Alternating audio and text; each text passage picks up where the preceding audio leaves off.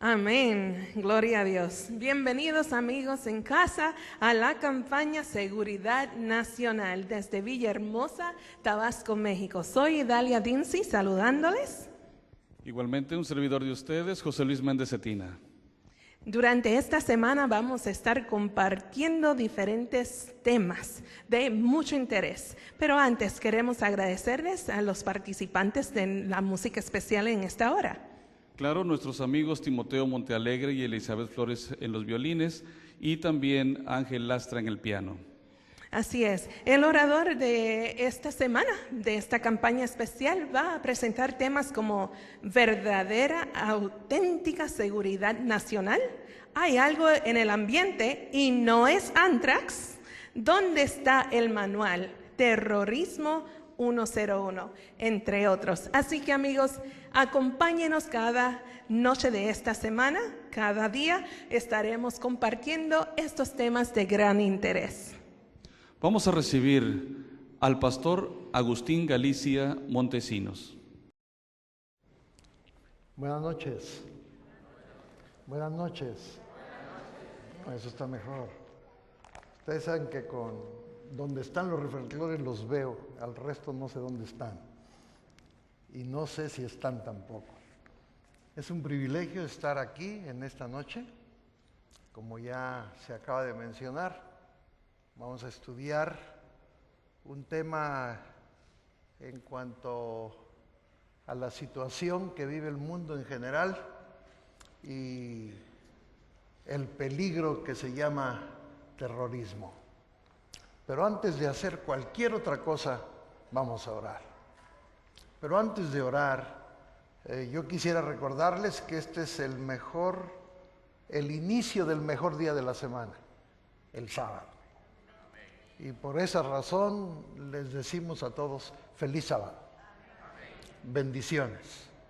Que el Señor les dé un hermoso día en compañía de Él. Vamos a orar, por favor. Nuestro Dios y nuestro Padre, gracias porque finalmente el día llegó y estamos aquí con el propósito de estudiar tu palabra. Por favor, acompáñanos. Por favor, permite que mientras abrimos tu palabra, tu Santo Espíritu se manifieste en nuestro medio y que pueda hablar a nuestro corazón. Lo rogamos en Jesús. Amén. Esta noche, como acabo de decir hace un momento, vamos a hablar de un tema que es relevante, el terrorismo.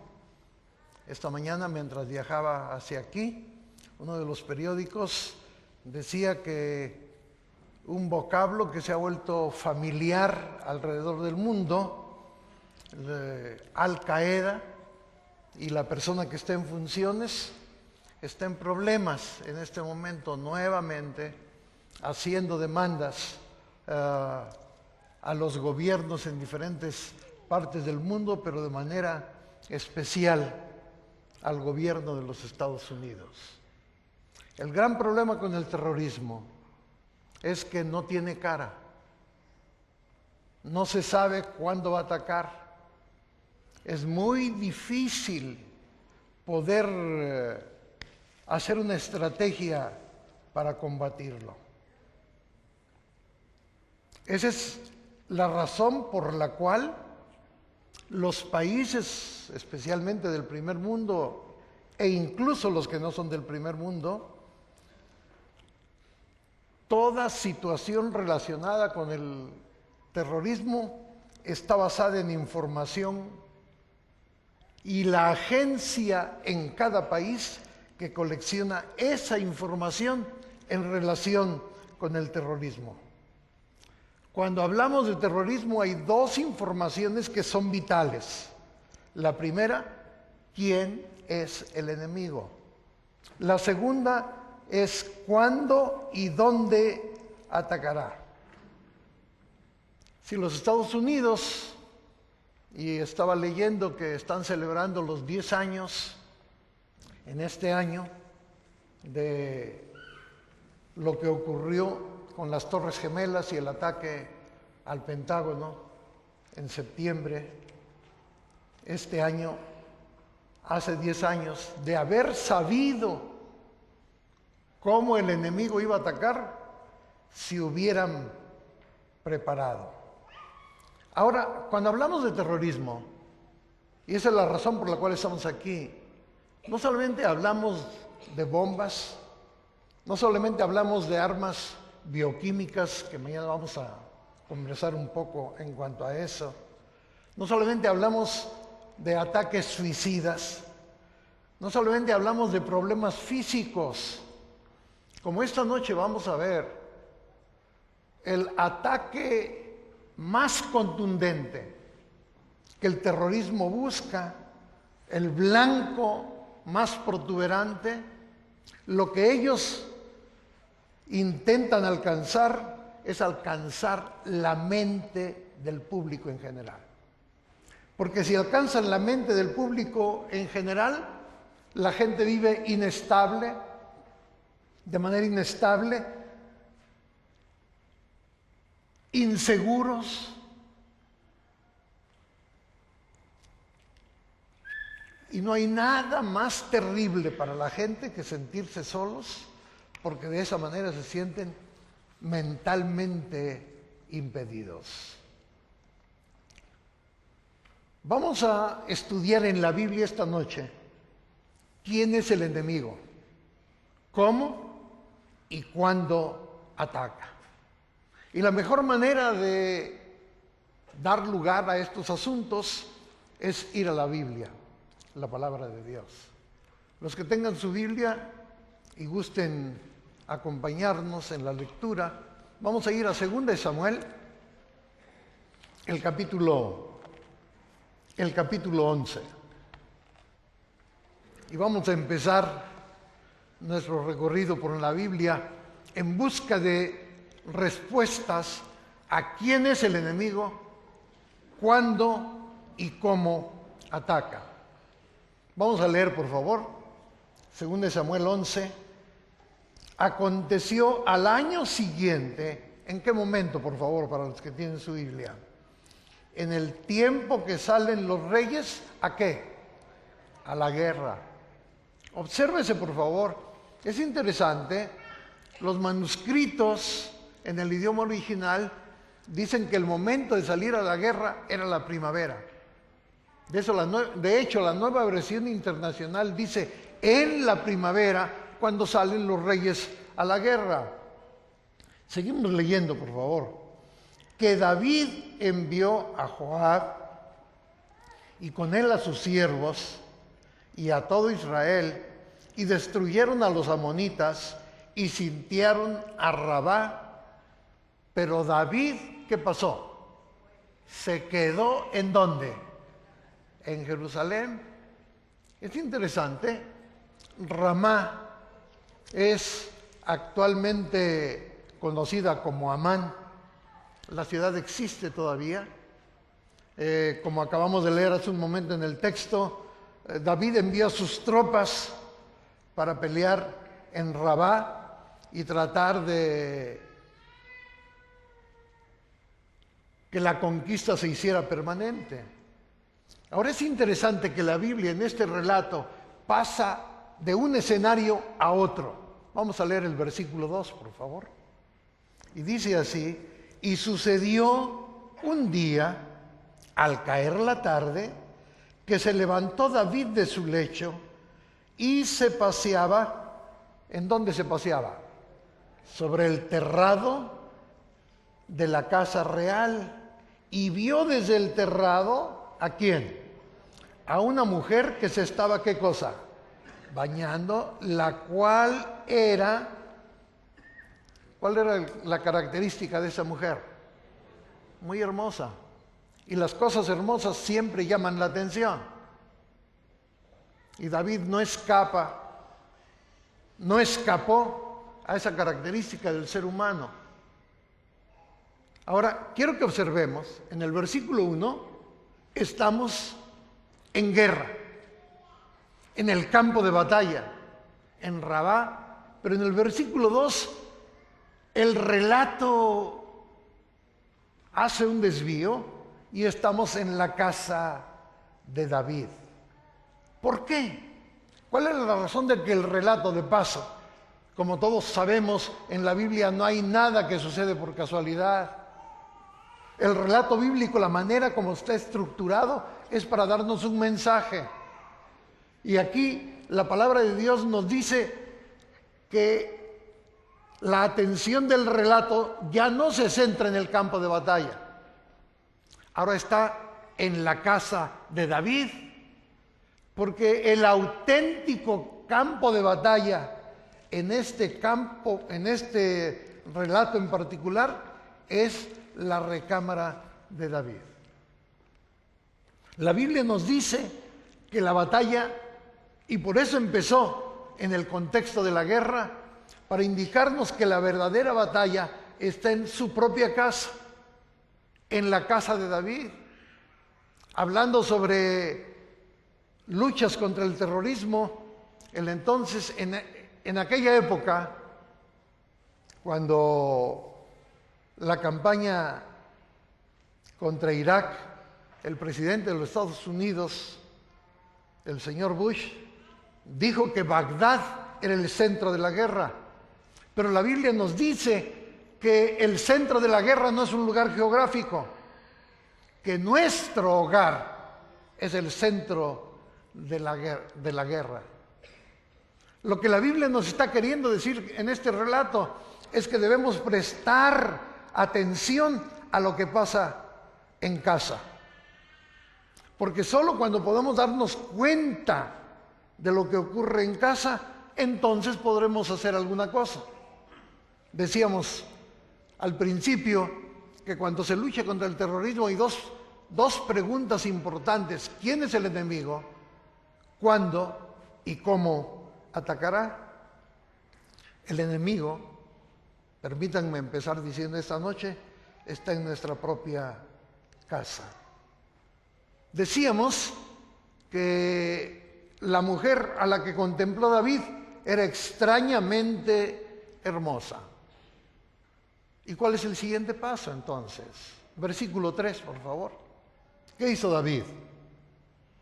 Envió David a preguntar, ¿por quién? Por aquella mujer, y le dijeron, ahora obsérvese por favor, le dan buenas noticias y malas noticias. Leamos por favor. Envió David a preguntar por aquella mujer y le dijeron, aquella es ¿quién? Betsabé, hija de Elián, ¿y qué más? Mujer de quién? De Urías Eteo. La buena noticia es que tenía nombre, hasta con quién estaba conectada familiarmente. La mala noticia, que debiera haber sido un freno para David, era que se trataba de una mujer ¿cómo? Casada. Y las mujeres casadas son fruto prohibido para cualquier individuo. David tenía que saber que había que detenerse. Pero ahí empezó la batalla. Y ahora observen por favor conmigo. La Biblia nos pone en Rabá, nos lleva a la recámara de David y ahora la batalla se va a la mente de David. Allí empieza la lucha. ¿Qué hacer? Sabía que no podía tomarla. Sabía que estaba en una encrucijada. Sabía que había que tomar una decisión. Sabía que la batalla se estaba librando en su mente. De paso, la conciencia siempre es atacada por la tentación. Como dijimos hace un rato, nótese la progresión. Quizás por eso ahora podemos entender mejor, si son tan amables de acompañarme a Romanos el capítulo 7. Este problema en el cual encontramos inmerso a David no es nuevo. Es un problema universal. Es un problema que se presenta en todo momento y lugar y que todo ser humano, de una o de otra forma, ha enfrentado esta situación. Romanos el capítulo 7 por favor, los versículos 21 al 24, donde dice así el apóstol San Pablo: así que, obsérvese por favor, queriendo yo hacer, ¿qué cosa? El bien, hallo esta ley. ¿Cuál es esa ley? Que el mal, ¿qué cosa? Está en mí. Obsérvese, todo ser humano, no importa del sexo, no importa la condición social, no importa la educación, todo ser humano se da cuenta que hay en su vida estas dos tendencias. Volvemos a leer el versículo 21. Así que queriendo yo hacer el bien, hallo esta ley, que el mal está ¿en quién? En mí. Versículo 22. ¿Por qué? Porque queriendo, ¿qué? Porque según el hombre interior, me deleito ¿en qué cosa? ¿Me deleito en qué cosa? Me deleito en la ley de Dios. Versículo 23. Y aquí está la paradoja. Pero veo otra ley en mis miembros, que se rebela contra la ley de mi mente y que me lleva, ¿de qué manera? Cautivo a la ley del pecado que está en mis miembros. Y por eso, esto para los lectores de la Biblia es familiar esta expresión: miserable de mí, ¿quién me librará de este cuerpo de muerte? Ahora, quisiera volver a repetir lo que ya dije hace un momento. La verdadera zona de guerra no está en el campo de batalla. La verdadera zona de guerra no está en la recámara. La verdadera zona de guerra está en la mente. La mente, para los terroristas, es la meta a lograr. Porque si logran penetrar a la mente de la población, pueden hacer prácticamente cualquier cosa que quieran a través de una guerra psicológica. No sé cuántos de ustedes se acuerdan. En el 2011, después de los ataques contra el Pentágono y contra las Torres Gemelas, por una semana o más días no hubo aviones, absolutamente. Varias de las personas con las cuales trabajo estaban en el estado de Arizona y se quedaron allá por 7, 8 días. Ni siquiera carros de renta se podían conseguir. Y ahí en Washington, después de que parece que las cosas empezaron a mejorar, finalmente salió un avión. Y cuando la gente estaba en el avión, alguien dijo: este me parece terrorista.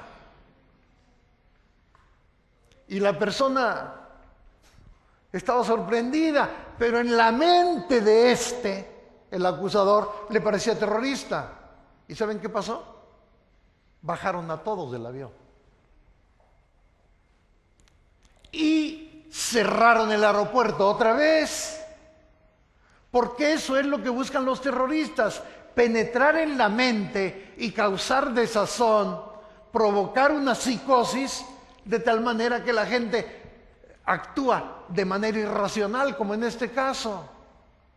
Parece que el pobre fulano a quien acusaron tenía nariz aguileña y parecía del Medio Oriente, y llevaba una maleta que pesaba un poco, y entonces esta persona dijo: una bomba.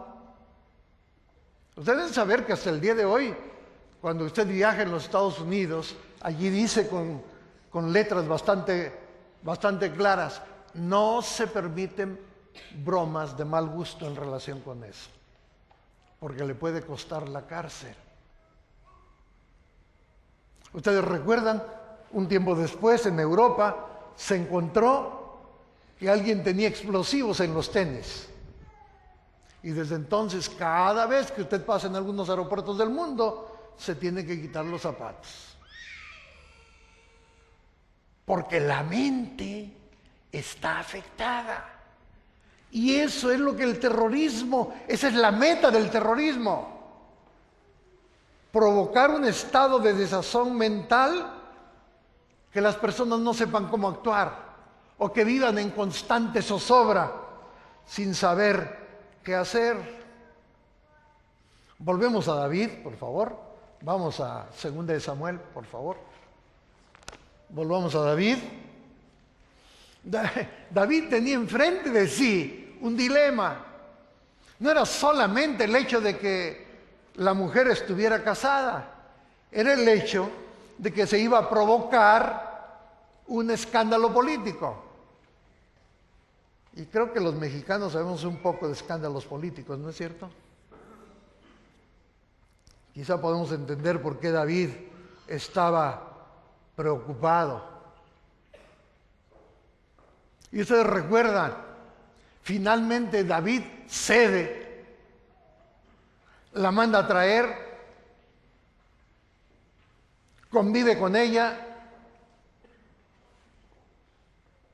Y la Biblia es muy clara. La Biblia dice, Dios no puede ser burlado. Todo lo que el hombre segare, eso también, ¿qué? ¿Recuerdan?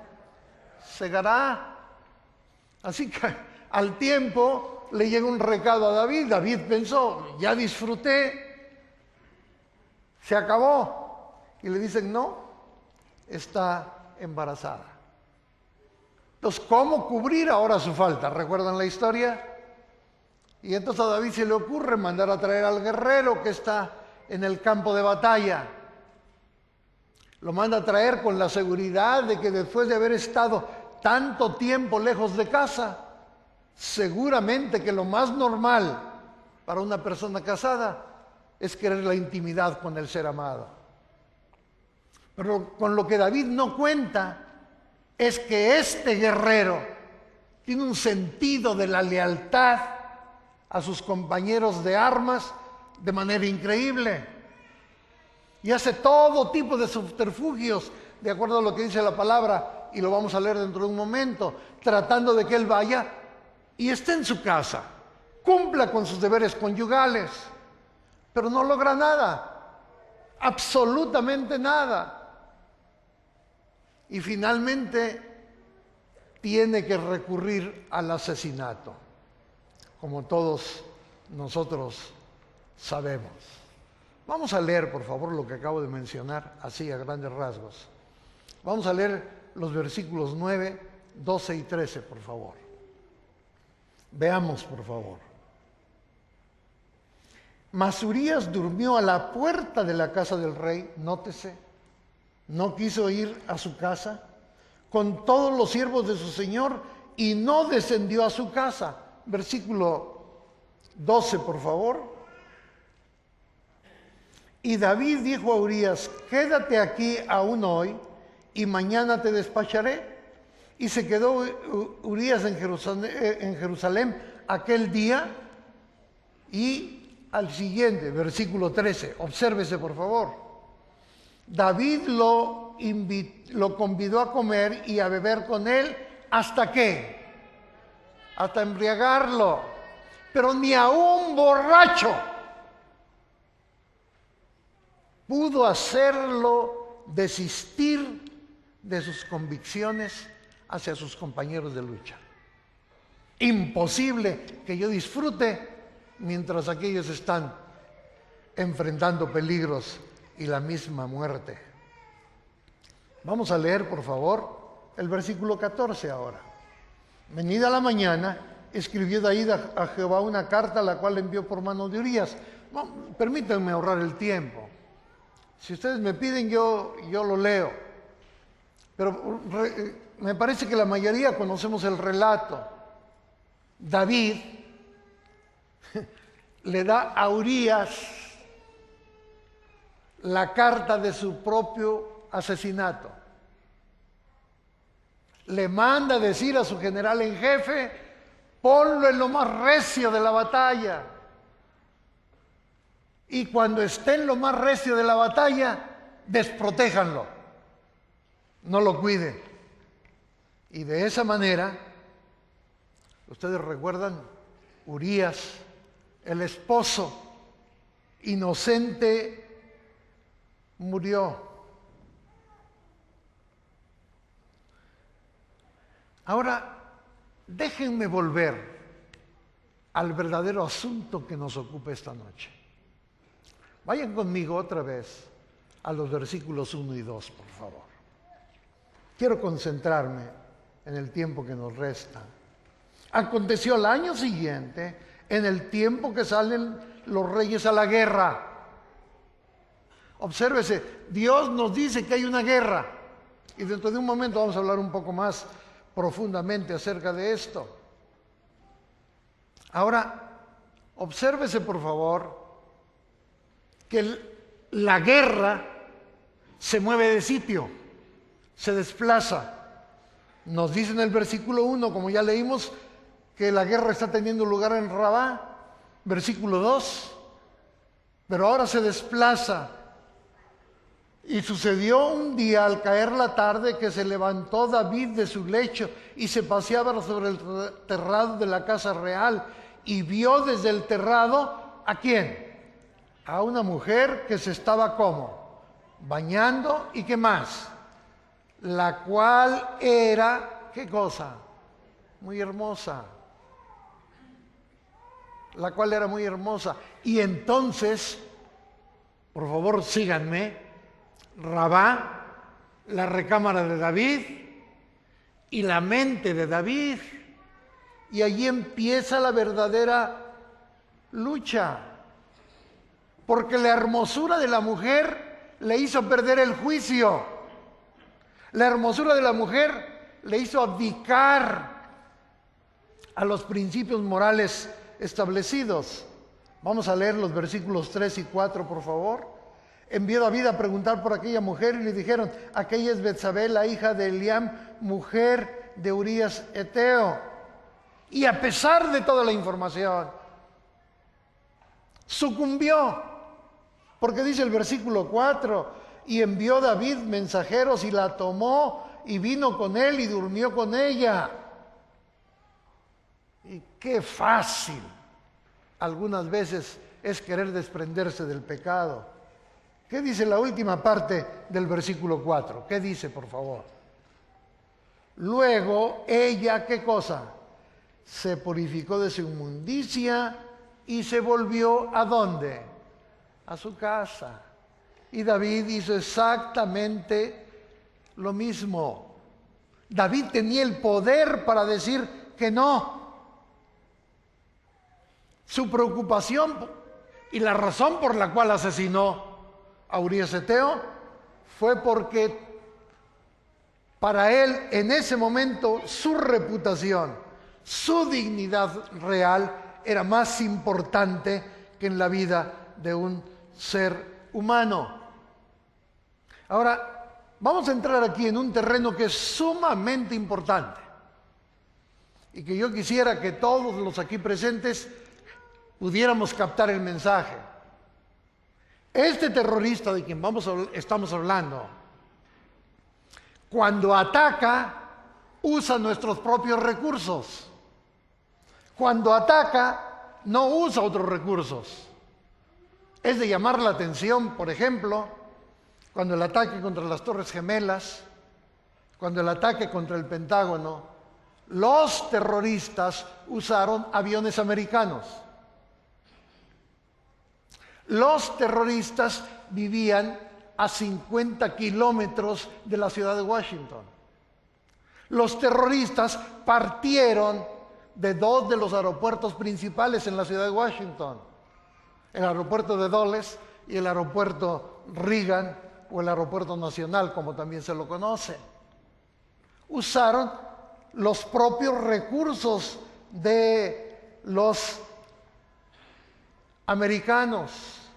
Lo que este relato nos dice es que este terrorista del cual estamos hablando en este momento usa también nuestros propios recursos para atacarnos. Y entre estos recursos que él usa en contra nuestra está el poder de elección, nuestro poder de decisión, nuestras emociones, porque él procura guiarnos a hábitos perniciosos. Usa nuestros propios deseos, tal como lo hizo para atacar a David. Lean conmigo, por favor. Santiago, si son tan amables. Aquí hay algo muy importante.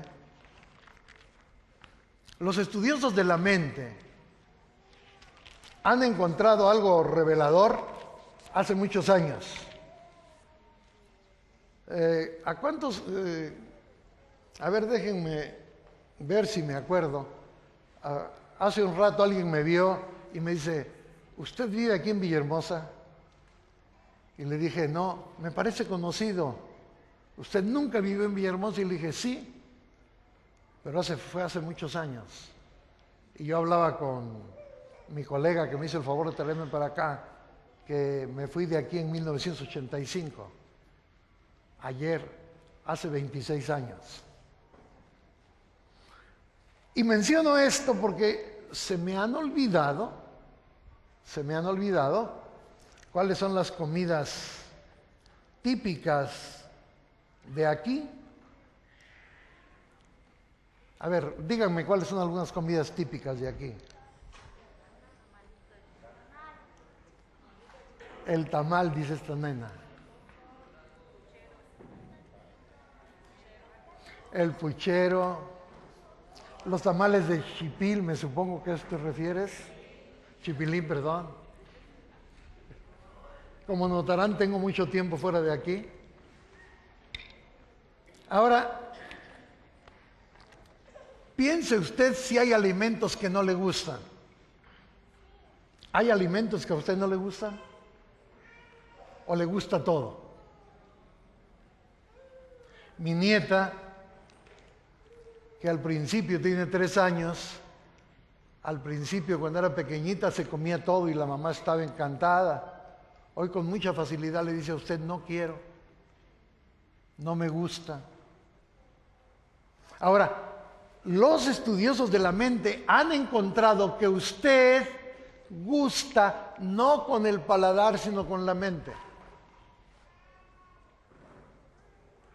Yo tengo un primo que a él usted no le puede dar nada que contenga pasta, porque lo devuelve.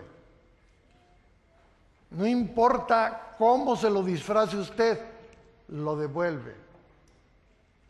Tengo un hijo que no le gusta la nata. ¿A cuántos de ustedes les gusta la nata? A ver, déjenme ver, dicen que a todos, no creo. Ahora fíjense bien, después de que leí que usted todo es con la mente, especialmente los alimentos, no es con el gusto, no es con el paladar. Un día que mi hijo vino de la escuela, hice un experimento. Cuando mi chico vino de la escuela, a él no le gusta la nata hasta el día de hoy. Yo había puesto en la licuadora la nata al fondo de la licuadora. Y a él le gusta mucho el licuado de plátano. Así que le puse la nata, le puse la leche, y cuando él estaba entrando por la puerta, le dije, voy a hacer un licuado de plátano, ¿quieres? Y me dice, ¿para qué me preguntas? Claro, vengo sediento. Y le dije, es que este no te gusta, no te va a gustar. Y me dijo, ¿cómo que no, papá? ¿De qué hablas? Claro que me gusta. ¿Estás seguro? Le insistí, este no te gusta. Sí me gusta. Y entonces finalmente hice el licuado, se lo di. En ese tiempo tenía 16 años de edad. Y si ustedes conocen a los adolescentes, se bajó el vaso de la licuadora, pero así. Y me dice, qué bueno estaba, ¿seguro te gustó? Sí, papá, me gustó, hazme otro. Y le dije, bueno, está bien, el único detalle es que tenía nata. Cuando le dije que tenía nata, se le acabó el gusto. Empezó a protestar al punto y digo esto con delicadeza, con respeto, que se fue al baño a devolver. La mente es un elemento increíble en el ser humano. Esa es la razón por la cual Santiago, voy a pedirles que vayan conmigo. Veamos lo que dice Santiago, por favor, en el capítulo 1.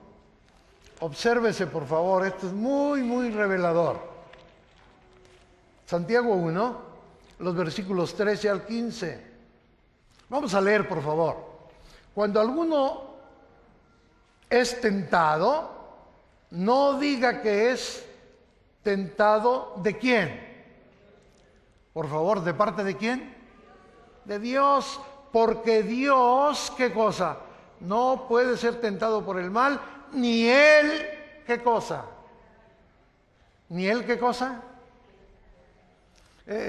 Jesús nos enseñó la oración del Padre Nuestro. Y en la oración del Padre Nuestro dice, no nos metas en tentación. Y mucha gente no ha sabido interpretar el contexto de la oración. Y mucha gente cuando tiene problemas, bueno, es que Dios dice aquí con absoluta claridad, ni puede ser tentado, ni tienta a nadie. Entonces, ¿quién tienta? Aló, ¿quién tienta? Antes de que usted responda, siga leyendo conmigo, por favor, el versículo 14, si es tan amable. Obsérvese, por favor. Sino que cada uno, ¿qué pasa? Es tentado cuando de su propia concupiscencia, ¿qué pasa? Es atraído y ¿qué más? Y cebado. Ahora, déjenme detenerme aquí un segundo. Lo que la Biblia está queriendo decir es que lo que hay aquí determina cómo reacciona usted ante lo que llamamos tentación. Es aquí la mente, el contenido de ella, lo que lo inclina a usted en una dirección o hacia otra. Versículo 15, sigamos leyendo. ¿Qué dice el versículo 15?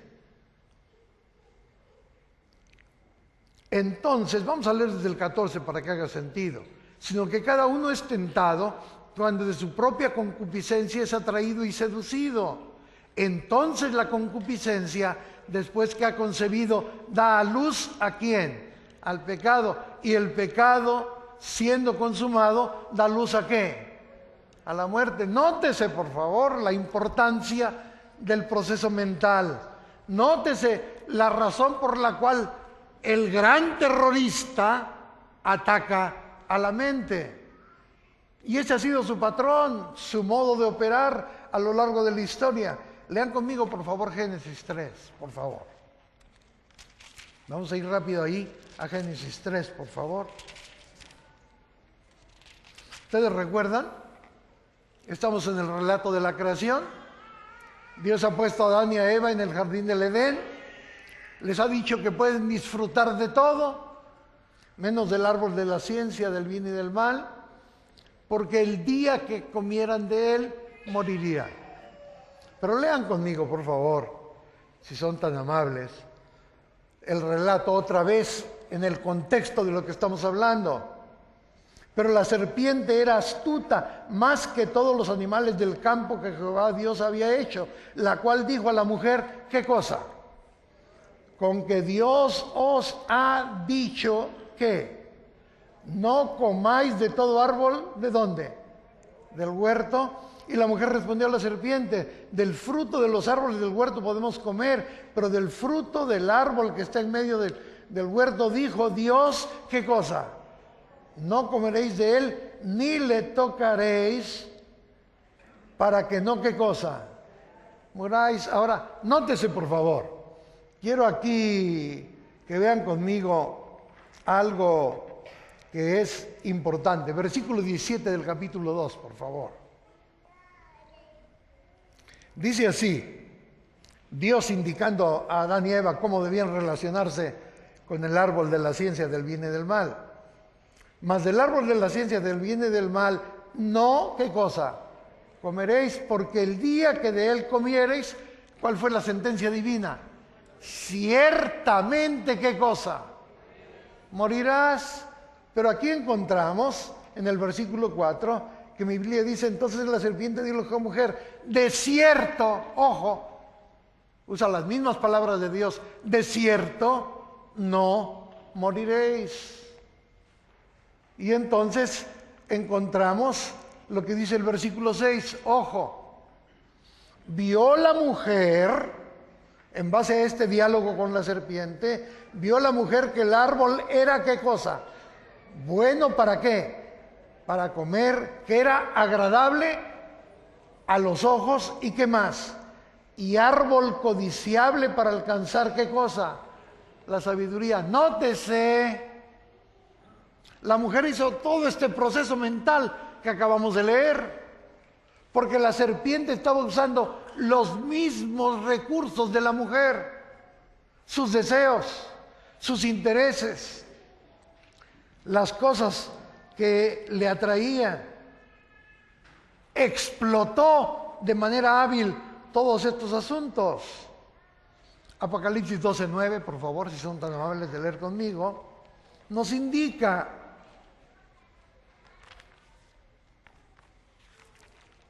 quién es esta serpiente.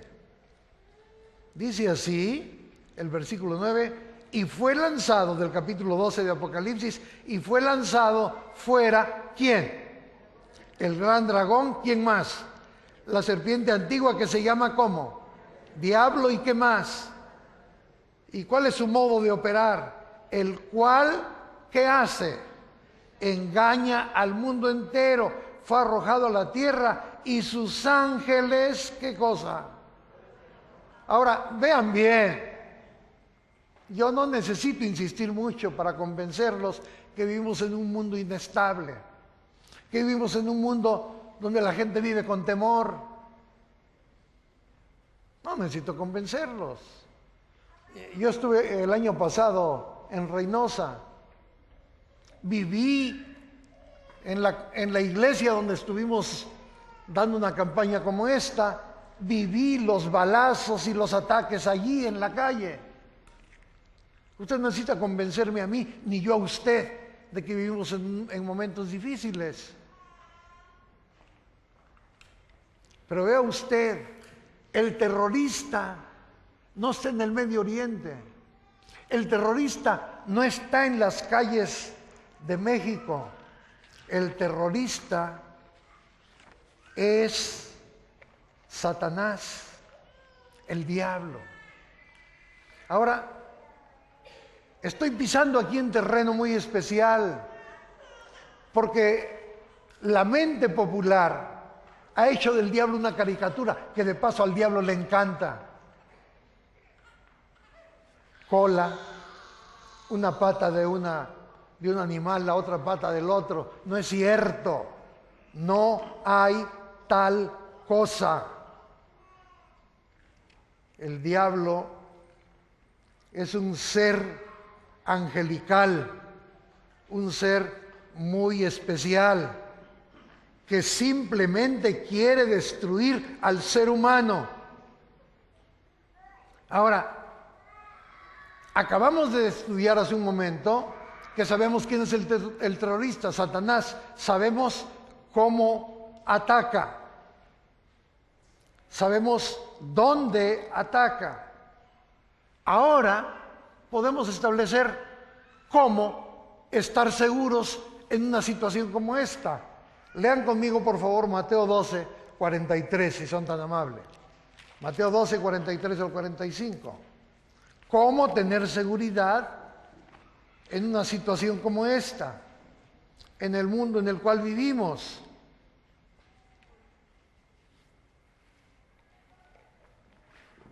Mateo 12, 43 al 45. ¿Qué dice Mateo 12, 43 al 45? Vamos a leerlo con mucho cuidado y atención. Cuando el espíritu inmundo sale del hombre, anda por lugares como secos, buscando reposo. ¿Con qué resultado? Y no lo halla.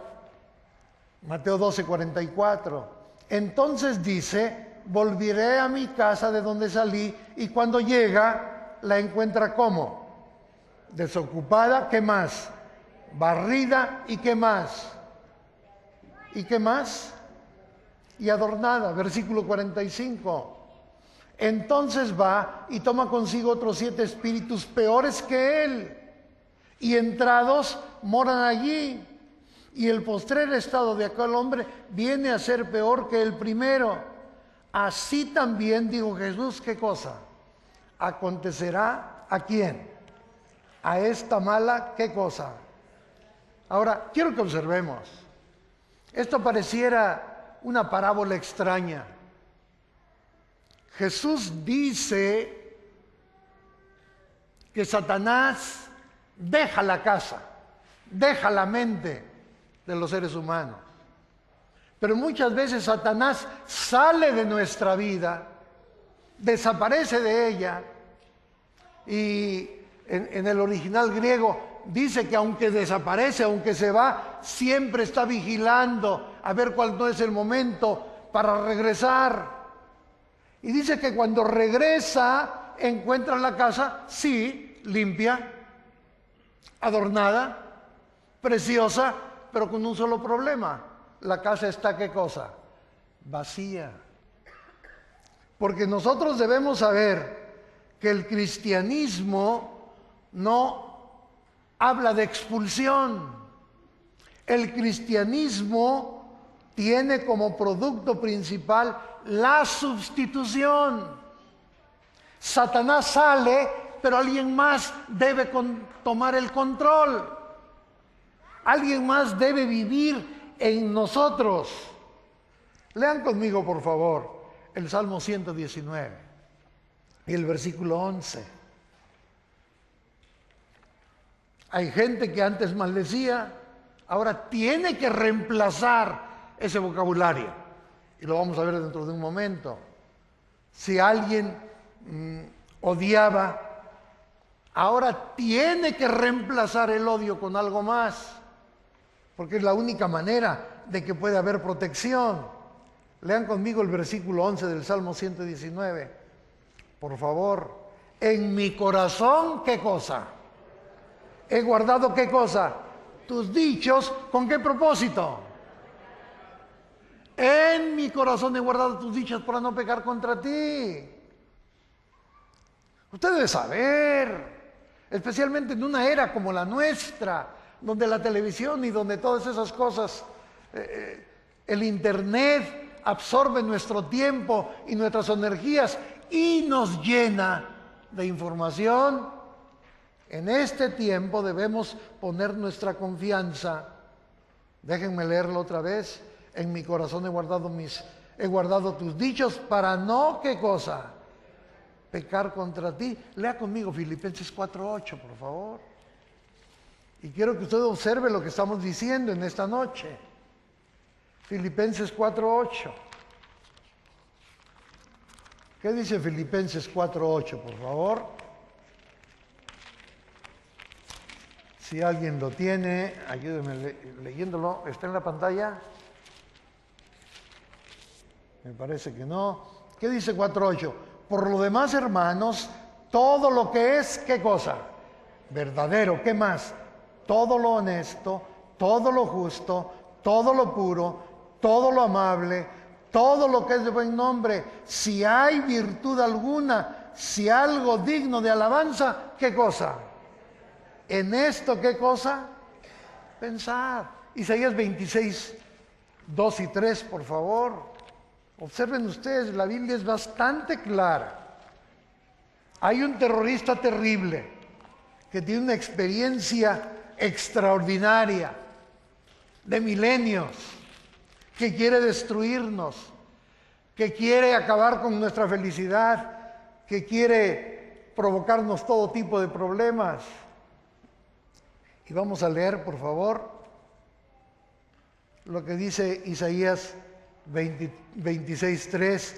Tú guardarás en completa ¿qué?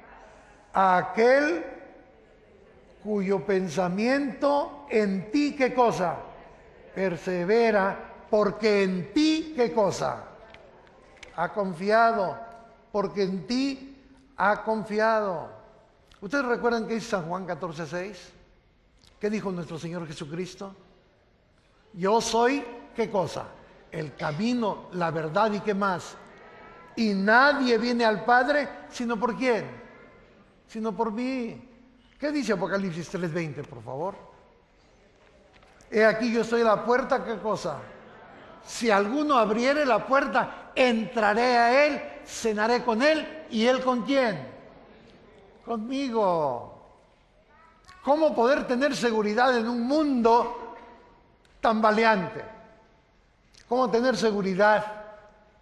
¿Cómo poder protegernos contra todos los problemas que acosan a este mundo?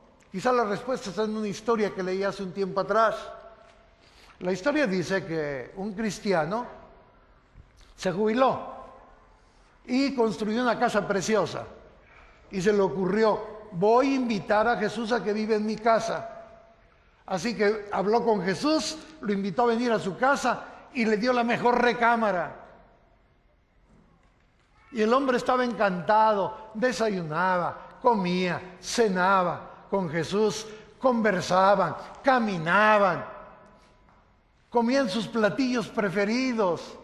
Y el hombre estaba feliz de la vida. Hasta que una noche, después de la medianoche, tocaron a la puerta.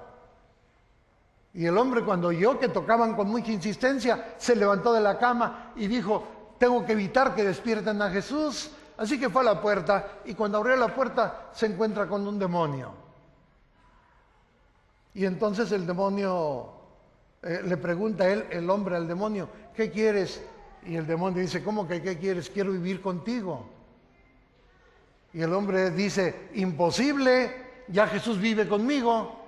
Y el demonio le dice, no hay problema, no soy celoso. Podemos compartir la casa. Y el hombre dice, no, no, no, no. Y empiezan a discutir en la puerta. Y el hombre trata de repeler a Satanás. Satanás trata de entrar y finalmente logra cerrar la puerta. Se preocupa, ¿qué va a pensar Jesús al siguiente día? Jesús no menciona nada. Y a medianoche, otra vez con mayor insistencia, y esta vez hay dos demonios, el mismo diálogo. ¿Qué quieren? Queremos entrar, no pueden, Jesús vive aquí, no nos preocupa. Donde hay lugar para uno, hay lugar para tres. Donde come uno, comen tres. Y el hombre dice, no, pero ahora como son dos, lucha mucho, y casi en la madrugada logra cerrar la puerta. Y le pregunta a Jesús, finalmente, Jesús, ¿no te diste cuenta de que había algo? ¿Nada te afectó? Y Jesús dice, bueno, no. Y entonces le dice, es que anoche hubo algo y no oíste nada. Y Jesús dice, no. Y entonces el hombre dice, bueno, yo pensé que la Biblia exageraba, pero tienes el sueño medio pesadito. Yo recuerdo haber leído que hubo una tormenta y todo el mundo estaba preocupado y tú estabas bien dormido, como algunos esta noche ahora. Me parece que hay un problema. Mira lo que pasó, le cuenta y Jesús dice, ¿te referías a eso? Bueno, el problema me di cuenta. Y el hombre dice, ¿te diste cuenta? Pero tú prometiste ayudarme. Sí, nada más que recuerda, quien defiende la casa es el dueño de la casa, no las visitas. Tú me invitaste a vivir en tu casa, pero tú eres el dueño. Si tú me das el control, yo me encargo del problema. La próxima vez que si alguien viene a tocar, déjalo conmigo. Y esa noche tocan a la puerta. Y entonces el hombre dice, Jesús dijo que no me mueva. Él se va a hacer cargo del problema. Y entonces, cuando Jesús abre la puerta, se encuentra con Satanás. Y le dice, ¿te puedo ayudar en algo? Y Satanás se queda confundido, da un paso hacia atrás en la casa, voltea así y dice, discúlpame, domicilio equivocado. Y el hombre aprendió la lección. La mejor manera de tener seguridad nacional es entregar nuestra vida por completo a Jesús.